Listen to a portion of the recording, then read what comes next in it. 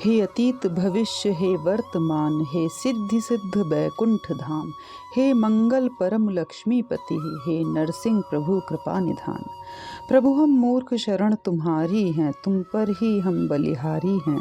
हमको चरणों में शरण धरो, दुख कष्ट हमारे दूर करो।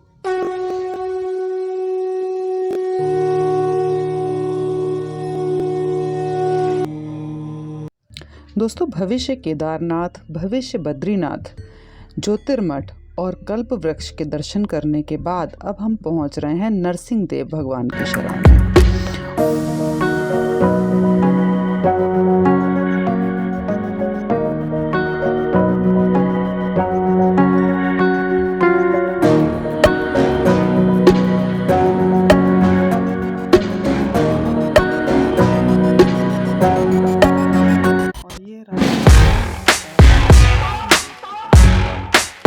भगवान विष्णु के नरसिंह अवतार को उनका उग्र स्वरूप माना जाता है। कष्टों व शत्रु बाधा के नाश के लिए भगवान विष्णु के नरसिंह अवतार की पूजा की जाती है।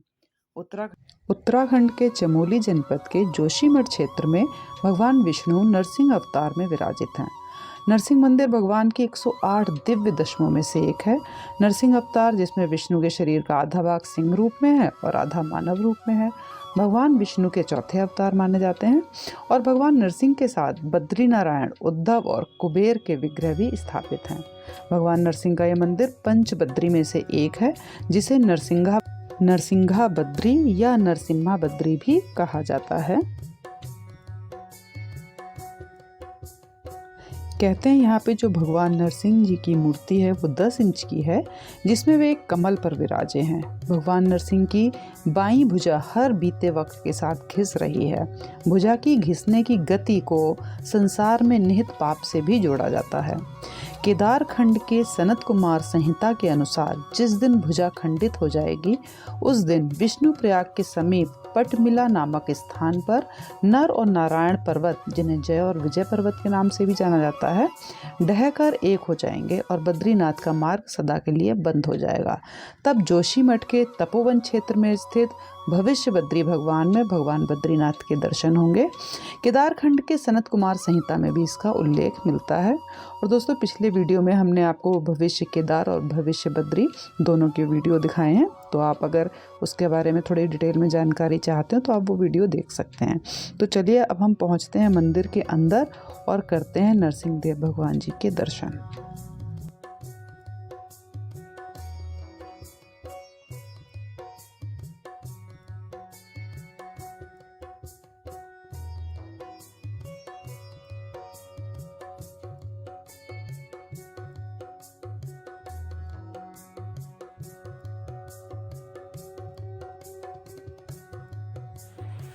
यहाँ पे नरसिंह मंदिर के बारे में कुछ लिखा हुआ है।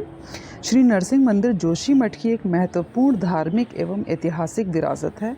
भगवान श्री बद्री विशाल जी की गद्दी शीतकालीन प्रवास में यहीं विराजमान होती है। पुराणों के अनुसार भगवान श्री नरसिंह जी के दर्शन के उपरांत ही बद्रीनाथ जी के दर्शन की परंपरा है। विरातन में विराजमान शालिग्राम शिला में नरसिंह जी का अलौकिक विग्रह है।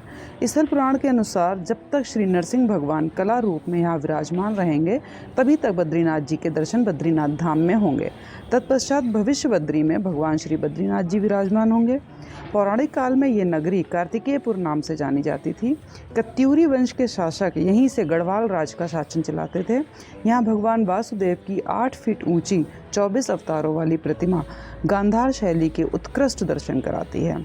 आदिगुरु शंकराचार्य जी ने 5 वर्ष यहीं व्यतीत किए तथा इसे ज्योतिर्मठ नाम दिया, जो बाद में अपभ्रंश होकर जोशीमठ हो गया। श्री बद्रीनाथ धाम के कपाट खुलने पर यहीं से श्री बद्रीनाथ धाम जाती हैं। श्री बद्रीनाथ धाम जी के रावल दक्षिण भारतीय नंबूधारी ब्राह्मण यहीं रहते हैं। यही भक्तों की धार्मिक, ऐतिहासिक, पौराणिक आस्था का केंद्र है। आगे ये एक दूसरा बोर्ड और लगा है, इस पे लिखा है श्री बद्रीनाथ धाम का प्रथम दर्शन बद्रीश दर्शना देव मुक्ति पूंसाम करे स्थिता। ये स्थान गंधमादन पर्वत के प्रवेश द्वार पर स्थित है। ये वही पावन स्थली है जहाँ भक्त प्रहलाद की प्रार्थना से भगवान श्री नरसिंह ने उग्र रूप त्याग कर सौम्य रूप का दर्शन दिया। इसी स्थान पर श्री जगतगुरु शंकराचार्य ने भगवान नरसिंह को प्रतिस्थापित उपासना की थी और पौराणिक परंपरा से भगवान श्री बद्रीनाथ की शीतकालीन षटमासिका नर पूजा इसी स्थान पर होती है। अतः भगवान नरसिंह दर्शन के पश्चात ही बद्रीनाथ की यात्रा सफल मानी गई है। मंदिर से थोड़ा आगे ही राइट साइड में एक काउंटर सा बनाया हुआ है, एक रूम जैसा, जहाँ पे एक बोर्ड लगा है जिसके ऊपर लिखा है पूजा काउंटर। और यहाँ पे सारा लिखा हुआ है कि आप अपने दान को किस किस चीज़ में लगा सकते हैं। तो जो भी यहाँ पे चीज़ें होती हैं, जैसे जीर्णोद्धार है या जो भी मंदिर में जो भी कार्य होते हैं, उनमें आप किस चीज़ में अपने पैसों को लगाना चाहते हैं, दान देना चाहते हैं। और साथ ही भोग प्रसाद का भी काउंटर बना हुआ है। और यहाँ पे भोग प्रसाद वगैरह लेने के बाद अब आप चलिए अंदर चलते हैं और हम कराते हैं आपको नरसिंह भगवान जी के दर्शन। वैसे तो अंदर कैमरा अलाउड नहीं है, लेकिन हम दूर से ही जितना भी हो पाएगा कोशिश करेंगे आपको दिखाने की, जितना भी पॉसिबल होगा। चलिए देखते हैं। दोस्तों, ये जो एरिया आपको सामने दिखाई दे रहा है, ये सारे एरिया में जो इस मंदिर में कार्यकर्ता लोग हैं वो तो रुकते ही हैं। साथ ही जो बद्रीनाथ मंदिर जब बंद हो जाता है तो वहाँ के जो भी पुजारी और जो भी वहाँ के काम करने वाले लोग होते हैं वो सब यहाँ पे आके रुकते हैं।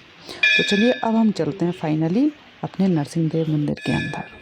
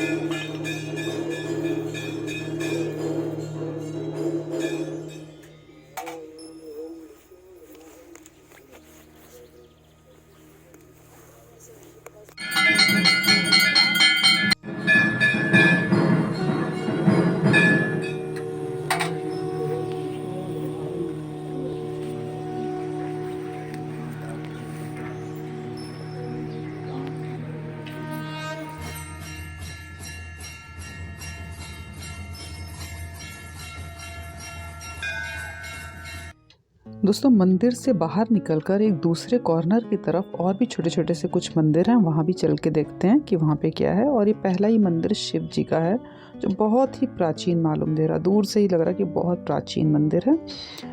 देखिए कितने सुंदर हैं शिव जी इसके अंदर। इनके दर्शन करते हैं पहले तो। ओम नमः शिवाय, ओम नमः शिवाय, ओम नमः शिवाय। जय शिव, जय शिव, जय शिव।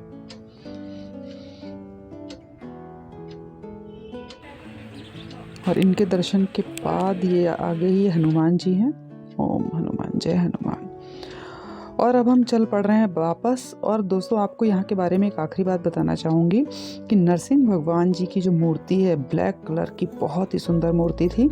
और उसके दर्शन सिर्फ एक बार सुबह आरती के टाइम होते हैं। और पुजारी जी ने अपनी हथेली पे रख के वो मूर्ति नहलाने के बाद हम सब भक्तों को दिखाई, और जिसमें हमने साक्षात देखा कि उनकी बाईं भुजा किस तरीके से पतली होती जा रही है, बिल्कुल सुई के बराबर पतली हो चुकी है। और जैसा कि मैं पहले भी बता चुकी हूँ कि जिस दिन ये खंडित होगी उसी दिन बद्रीनाथ भगवान के जो दर्शन हैं वो बंद हो जाएंगे और फिर वो भविष्य बद्री में दर्शन देंगे।